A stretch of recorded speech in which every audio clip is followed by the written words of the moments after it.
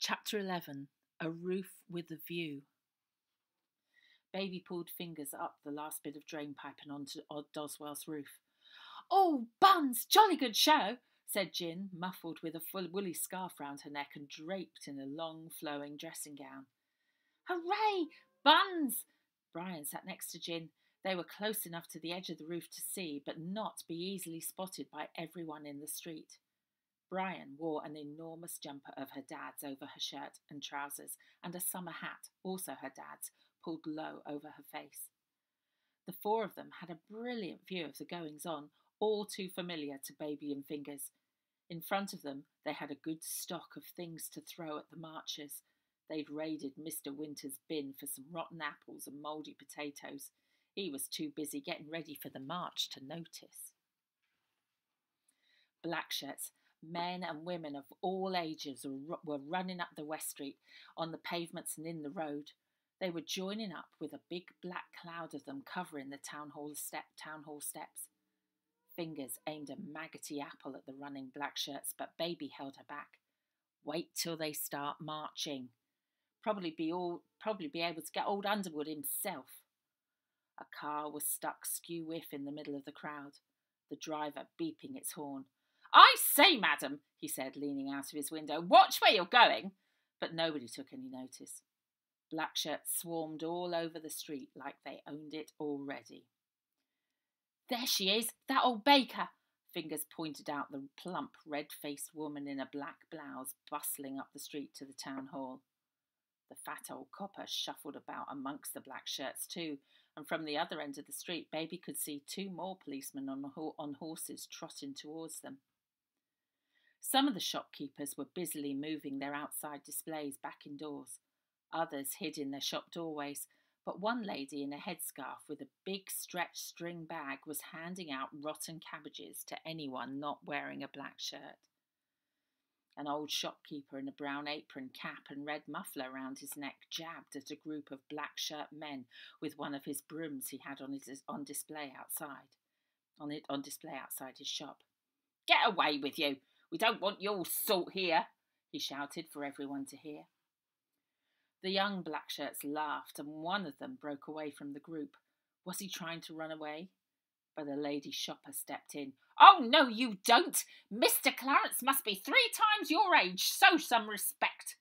And quick as you like, she punched the Blackshirt right on the nose, so hard blood ran over his chin. Brian joggled Baby's arm. "Ha! Did you see that?" The Blackshirts were now getting into line in front of the town hall. Line after line of them stretched across the road just like an army. At the front, 2 women in large, fancy hats carried a banner. Baby read it out loud. "Nettlefield and District, British Union of Fascists, marching for a Greater Britain. 17th of December, 1936, she read.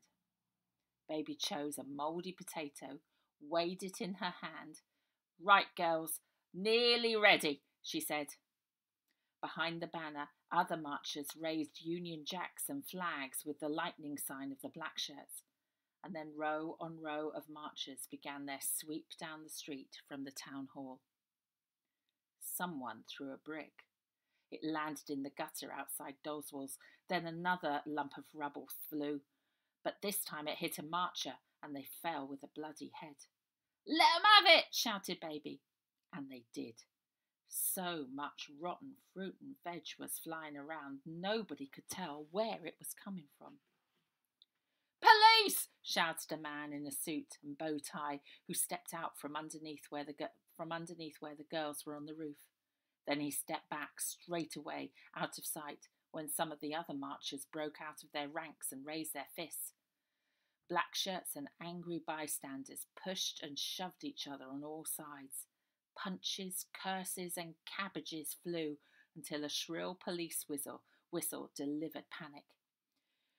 "You're a disgrace!" shouted the lady with the cabbage bag, and she chucked a big one with rotten leaves at the middle of the Union Jack. "Shame on you!" shouted another woman from an upstairs window as she emptied a bucket of dirty water on the nearest old lady helping to hold the banner. The Blackshirt woman shrieked and dropped her pole when she realised that her elaborate old-fashioned hat was ruined. The fighting soon spread all over West Street. Marchers and protesters alike trampled the expensive-looking banner into the tarmac. In all of it, Baby didn't once see the undertaker. But she did spot Purse Girl. "There she is! There's Ida!" A police horse was clopping about behind Ida Barnes as she was helping a man in a black shirt off the ground.